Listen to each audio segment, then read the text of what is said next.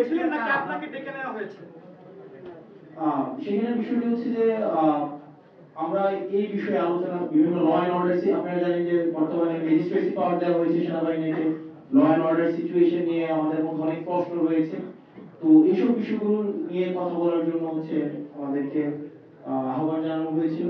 এবং হচ্ছে কিছুদিন আগে আপনারা সেনা প্রধানের একটা বক্তব্য দেখেছেন, যেই বক্তব্যকে আমি ব্যক্তিগতভাবে বা আমরা অনেকেই দেশের মধ্যে এটা নিয়ে কথা হয়েছে যে এটাকে রাজনৈতিক পরিমণ্ডলে অসমীচীন হিসাবে ধরা হয়েছে।